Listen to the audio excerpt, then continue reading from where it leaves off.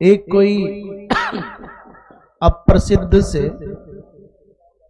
जिन्हें कोई जानता नहीं था,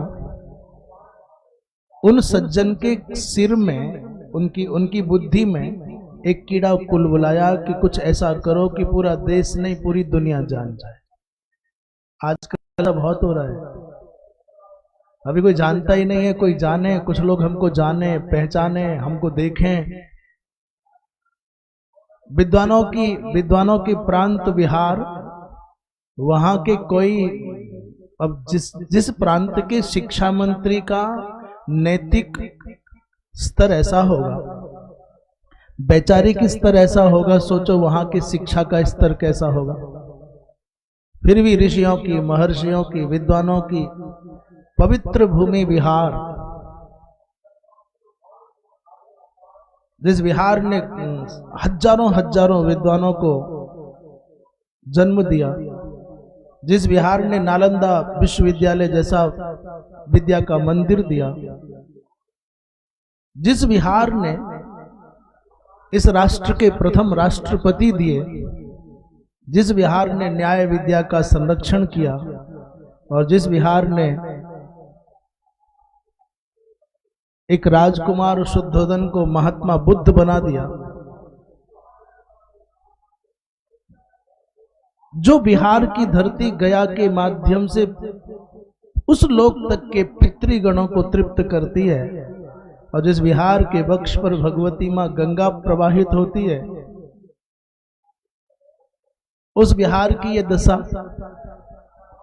राजनीतिक षड्यंत्रकारियों के कारण ऐसी दुर्दशा हो गई। वो कहते हैं रामचरितमानस में कुछ चौपाइयां अच्छी नहीं है, वो विभाजनकारी विचारों का केंद्र है, इसलिए रामचरितमानस को हटा देना चाहिए, अथवा रामचरितमानस से कुछ चौपाइयां बताते हैं उनको हटा देना चाहिए। अच्छा, ऐसे षड्यंत्रकारी मस्तिष्क के लोग अपने उद्देश्य में सफल हो जाते हैं। परिचय तो हो ही गया, लोग पहचान गए, उनका नाम ले लेकर के लोग बार बार चर्चा कर रहे हैं ना। इससे पहले कोई जानता नहीं था और अब सारी दुनिया जान गई, और यही वो चाहते थे। राजनीतिक रोटियां सेकना मात्र उद्देश्य है। ऐसे लोगों को सार्वजनिक पदों पर बैठने देना, ये शासन तंत्र की दुर्बलता है, और सैद्धांतिक दृष्टि से विचार करें तो आपके संविधान की दुर्बलता है। अभिव्यक्ति की स्वतंत्रता का तात्पर्य ये नहीं है कि आप किसी के धार्मिक परिक्षेत्र में अकारण प्रवेश करके उनकी भावनाओं को दूषित करो, दुखी करो, उनकी क्षति पहुंचाओ, चोट पहुंचाओ। उन्होंने कहा कि शापत ताड़त परुष कहंता, और विप्र पूज्य अस गावहि संता। इसमें क्या हानि है? अरे भाई, जिनको सनातन धर्म के सिद्धांतों में दृढ़ आस्था है, जो ये मानते हैं कि ब्राह्मणों के आदर करने से, उनकी पूजा करने से हमारा मंगल होगा, वो तो करेंगे ही भाई। और जिसे नहीं करना उसको जबरदस्ती कोई कराएगा क्या? यदि ब्राह्मण ऋषि का ये प्रसंग कहाँ का है ये भी समझना चाहिए। कबंध के वध के समय भगवान राम के साथ में कबंध का संवाद हो रहा है, और ये बात कबंध स्वयं कहता है। वो कहता है कि दुर्वासा जी महाराज के द्वारा हमारा साप मिला मुझको, मैं गंधर्व था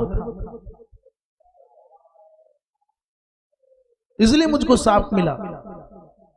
कबंध ने जब ये कहा कि मुझे दुर्वासा महर्षि का साप मिला, तो भगवान राम कहते हैं भैया, शापत ताड़त परुष कहंता, और विप्र पूज्य अस गावहि संता। वो यदि शाप भी देते हो, जिनके जीवन में जन्मना ब्राह्मणत्व घटित है और कर्मणा भी ब्राह्मणत्व घटित है, अर्थात वो जन्मना ब्राह्मण है, जात्या ब्राह्मण है, और अपने जाति के अनुसार शास्त्रोक्त कर्मों को करके संध्या वंदन आदि करते हैं, समय पर उपनयन आदि संस्कार हुए हैं, संध्या वंदन करते हैं, गायत्री जप करते हैं, वेदाराधन करते हैं, यज्ञ दान और स्वाध्याय में निरत रहते हैं। ऐसे ब्राह्मण यदि कदाचित किसी भी कारण से साप भी दें अथवा तुम्हारी ताड़ना भी करें अथवा तुमको कठोर शब्दों का प्रयोग करें, तर्जना करें, तो भी संतों ने कहा है, शास्त्रों ने कहा है, ऐसी विषम परिस्थिति आने पर भी उन दिव्यात्मा, तपस्वी, महात्मा सदृश ब्राह्मणों को नमन करो। उनके उनके रामचरितमानस में एक और सूत्र है, मारत हो पाप पर ही तुम्हारे। मारोगे तो भी महाराज आपके चरणों में ही हमको शरण है, वही रक्षण होगा। और सुनो, हाथी को और ब्राह्मण को यदि अपने बस में करना है, नियंत्रण में करना है, तो एक ही स्थान है। हाथी को नियंत्रण में करना हो और ब्राह्मण को बस में करना हो तो क्या स्थान है? केवल चरण। इसलिए हाथी के पैर में जंजीर बांधी जाती है, गर्दन में नहीं बांधी जाती। और सुनो, ब्राह्मण को, संत को, तपस्वी को यदि आप अनुकूल करना चाहते हो तो ध्यान रखना, गर्दन पकड़ने की कोशिश मत करना, जल जाओगे। जीभ पकड़ने की कोशिश मत करना, प्रयत्न मत करना, तुम जो हो उतने भी नहीं रहोगे। आत्म कल्याण की आकांक्षा है तो ब्राह्मणों के चरणों में सर रख दो, तुम्हारा कल्याण हो जाएगा।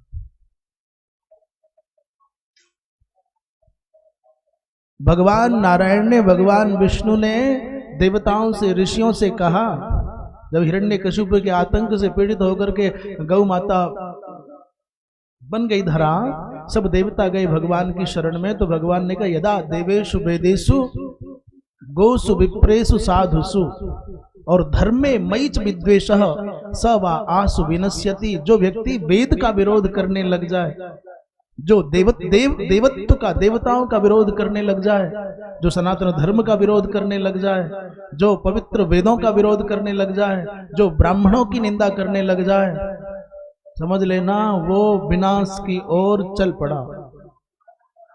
भगवान ने कहा, सवा आसु विनश्यति।